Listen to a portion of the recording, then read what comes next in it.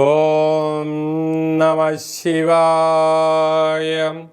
ఓం నమో నారాయణాయ. సంచిత కర్మ, ప్రారబ్ధ కర్మ, ఆగమిక కర్మ, నరదృష్టి నివారణ కాల భైరవాయ నమో నమః. హరి ఓం. ఓం రాహు అరిష్టేతు సంప్రాప్తే రాహు పూజాంచ కారయేత్. రాహుధ్యానం ప్రవక్ష్యామి చక్షుదోషపీడోప ఉపశాంతయే. ఓం కాత్యాయనాయ విద్మహే కన్యకుమారి ధీమహి తన్నో దుర్గి ప్రచోదయాత్. హరి ఓం. మా ఛానల్కి స్వాగతం. చూస్తున్న వీక్షకులకు, ప్రేక్షకులకు, ప్రియ కాల భైరవ భగవద్బంధులకి స్వాగతం పలుకుతూ మమ్మల్ని ఎంతగానో ఆదరిస్తూ ఉండబడినటువంటి ప్రియ సోదర సోదరీమణులకు అందరిపైనను రాహు భగవాను యొక్క ఆశీర్వాదాలను కోరుకుంటూ, రాహు భగవానుడు నరదృష్టిని, శత్రుదృష్టిని, వాస్తు దృష్టిని కలిగిస్తూ ఉంటాడు. అలాంటి అందరిపైనను ఎలాంటి దోషాలు లేకుండా అందరికీ ప్రశాంతమైన వాతావరణాన్ని కలిగించి, అందరూ అనేక రకాలమైన ఎవరెవరైతే ఏ వృత్తులైతే చేస్తున్నారో ఆ వృత్తులలో అద్భుతమైన విజయం ప్రసాదించాలని కోరుకుందాము. అలాగనే ఐశ్వర్యం ప్రసాదించాలని మనసారా రాహు భగవంతుని కోరుకుందాం. అలాగా 18 సంవత్సరముల తర్వాత రాహు భగవానుడు కుంభరాశిలో సంచారం చేయబోతున్నాడు. 19వ తారీఖు 5వ నెల 2025 నుండి కుంభరాశిలో రాహు భగవానుడి యొక్క సంచార స్థితి.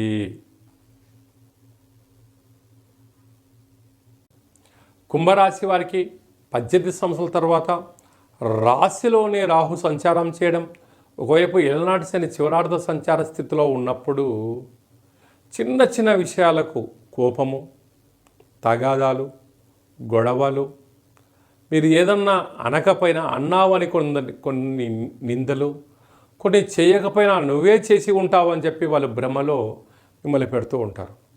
ఇలాంటి కాల సమయంలో చిన్న చిన్న విషయాలకు మీరు రియాక్ట్ అవ్వద్దు. వినండి, కాసేపు మౌనంగా ఉండండి. నిజం నిప్పు లాంటిది, కాసేపు తెలిసిపోతుంది. ఆ క్షణాల్లో మీరు వెంటనే ఫైర్ అవ్వడం, గొడవ పెట్టుకున్నారనుకోండి, చెయ్యని నిందకు మీరు ఇబ్బంది పడడం, ధనం పోగొట్టుకోవడం, చెడ్డ పేరు తెచ్చుకోవడం, శత్రువులు పెరగడం, దీనివల్ల అనారోగ్యము, నరాల బలహీనత, ఆర్థికపరమైన ఇబ్బందులకు గురయ్యే పరిస్థితి ఉంటుంది. ఇలాంటి కాల సమయంలో ప్రతి శనివారం పూట రాహుకాల సమయంలో మౌనంగా ఉండడం, దుర్గామాత పూజలో పాల్గొనడం, ఎరుపు వస్త్రాలను దానం చేయడం, ఎరుపు పూలతో అమ్మవారికి అలంకరించడం వలన వీటి దోషాలు తొలగిపోతాయని చెప్పి గమనించాలి. రాహు భగవానుడు జాతకంలో అన్ని గ్రహాలు సవ్యస్థితిలో ఉన్నప్పుడు రాహు భగవానుడు అపసవ్య స్థితిలో సంచారం చేస్తూ ఉంటాడు. ప్రస్తుతము మీనరాశిలో ఉండబడినటువంటి భగవానుడు కుంభరాశిలోకి సంచారం చేయడం జరుగుతుంటుంది.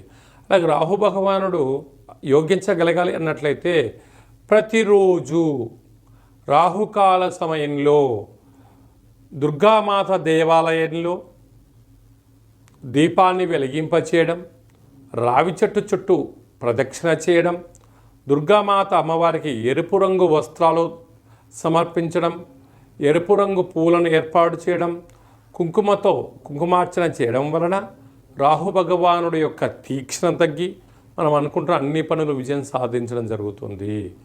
అలాగనే ఇంకనూ మనం నిత్యము కొన్ని కుదరదు కనుక యొక్క రాహుగ్రహ నక్షత్ర కల్పవృక్ష దేవత అంటారు. ఈ కల్పవృక్ష దేవతను గృహంలో కానీ, వ్యాపార స్థలంలో కానీ, వాహనంలో కానీ పెట్టుకోవడం వలన రాహు యొక్క దృష్టి తొలగి అనుకుంటున్న విద్యలో, ఉద్యోగంలో, వ్యాపారంలో అనంతమైనటువంటి శత్రు ప్రభావం తొలగి, నరదృష్టి యొక్క ప్రభావం తొలగి అనంతమైనటువంటి వ్యాపార సామ్రాజ్యంలో విద్యార్థులకు మంచి చదువు, ఉద్యోగస్తులకు మంచి ఉద్యోగము, మంచి ప్రమోషన్లు, ఎలాంటి ఆటంకాలు లేకుండా విజయం సాధిస్తారు అని చెప్పి గమనించాలి.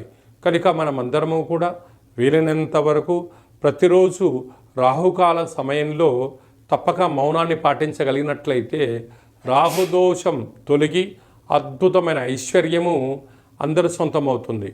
అలాగనే రాహుగ్రహ దోషం ఉండబడిన వారు ఈ కింది నెంబర్ సంప్రదించినట్లయితే ఆ యొక్క నక్షత్ర నవగ్రహ రాహు వృక్షాన్ని తమకి అందజేయడం జరుగుతుందని చెప్పి కూడా గమనించాలి. మీ వ్యక్తిగత జాతకం తెలుసుకోవాలనుకుంటున్నారా?